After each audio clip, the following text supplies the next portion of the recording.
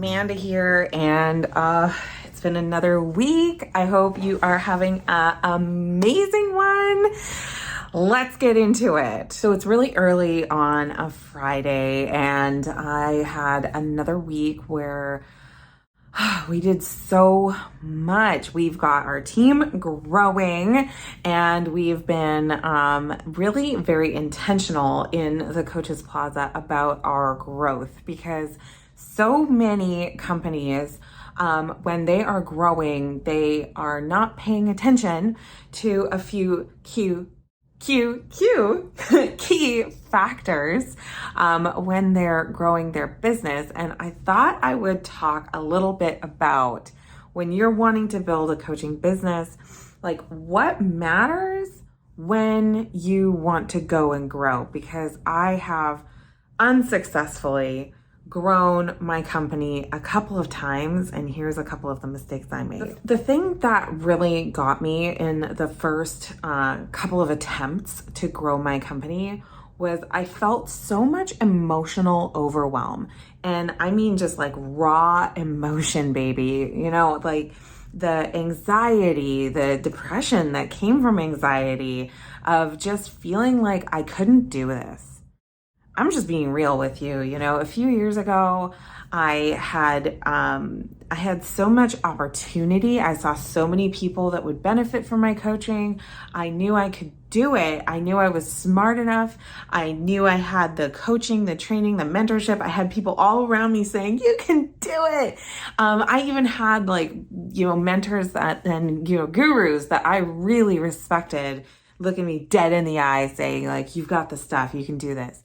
And, I had the proof in the pudding even of, clients that were paying me really, really well. But I still had like the feelings that what if it doesn't work? And I love the quote that wherever you go, there you are. Such a good quote, because I think one of the things that no matter what you do or tactically how you do things, your identity and your thought patterns can still kind of sabotage your intentions and where you want to go with your business and your life and your company. So I still had like that imposter syndrome, that anxiety that like everything was still going to fall away, even though I was still circumstantially succeeding. So with all of this going on, I shared this with some of my mentors, and they said, what you need to do is you need to get a virtual assistant. You need to get some help. And I think that was actually reasonable advice, but it was incomplete advice. I think that it's a good idea to have support system in your life. I'm a huge advocate for support system. I've got kids, I've got, my husband, we've got the house, we've got everything. I think you can have it all in your life. But I think the way that you get to have it all is by creating the support system to enable you to have it all. And so I'm a huge, huge advocate of creating support system.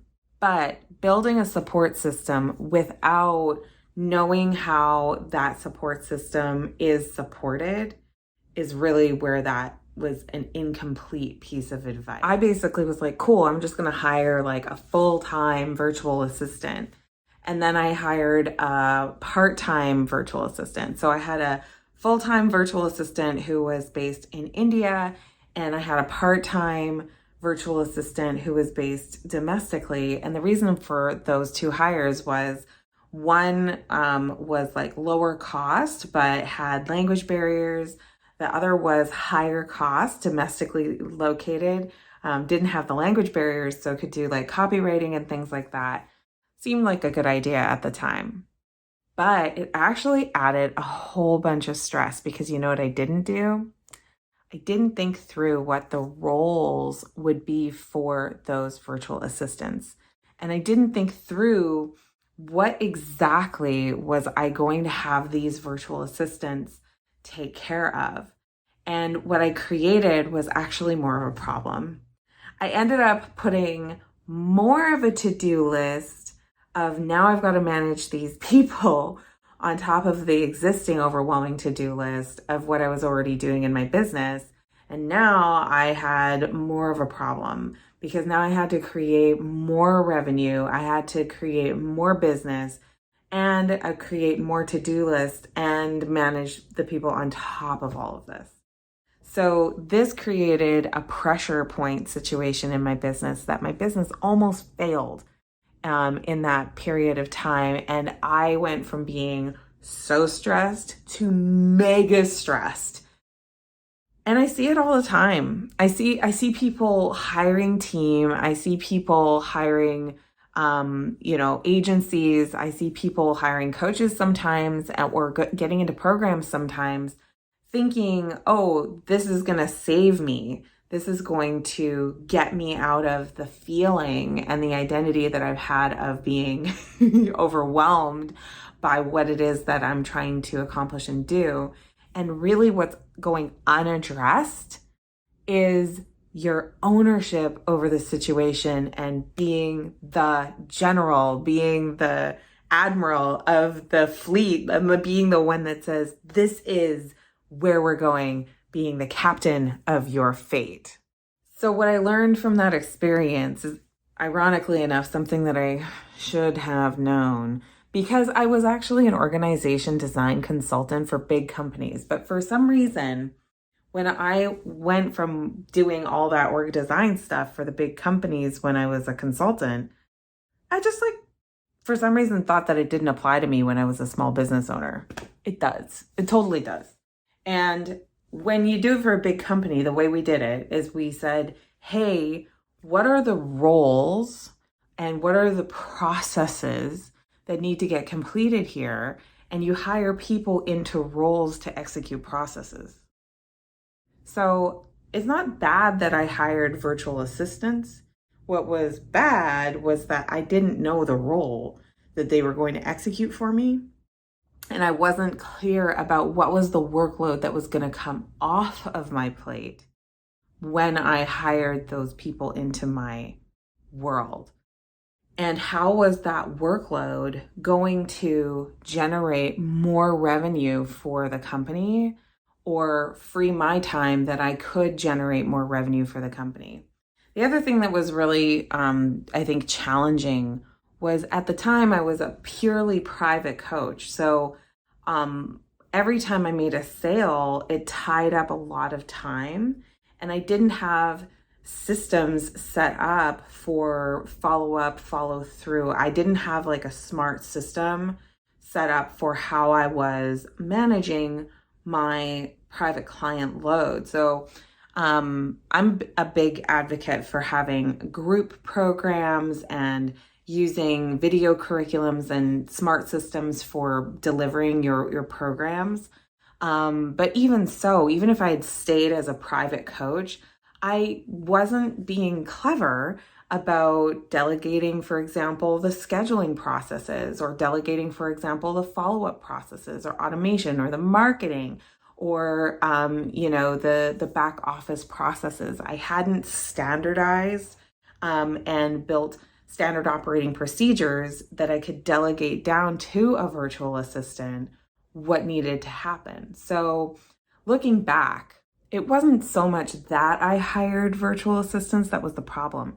It was that I wasn't owning what those activities were, that I could package those things up, that I could have a very clear definition of what those activities specifically were and what the value of those activities were, that when I looked at the compensation that I was paying out as an expense to those virtual assistants, that I was like, oh man, what I'm paying them is a fraction of the benefit of the work that those individuals were doing for the overall business, because then I can turn around and I can generate so much revenue by having clients coming in, because I'm spending so much more time on the marketing and the sales for acquiring clients.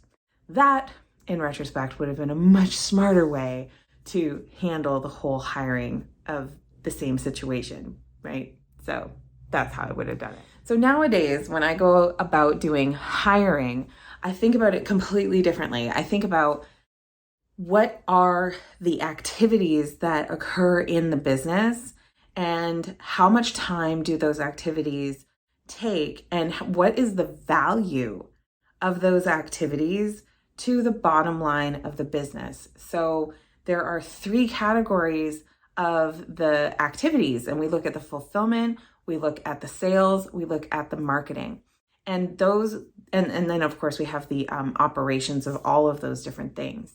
And so when we're paying out payroll and we're thinking about the expenses and all of those different things, now when we go to do hiring decisions, or we're investing in technology, or we're making really any kind of investment, we're looking at how does that help the company to attract clients or create better value for the clients that we have, that we're going to either retain clients, have a better reputation with our clients, or, create referral business from clients, or retain clients that they're sending up to, other products that we have, or just do a really excellent job that we're building reputation in the marketplace. Like that's the lens now when we're doing hiring.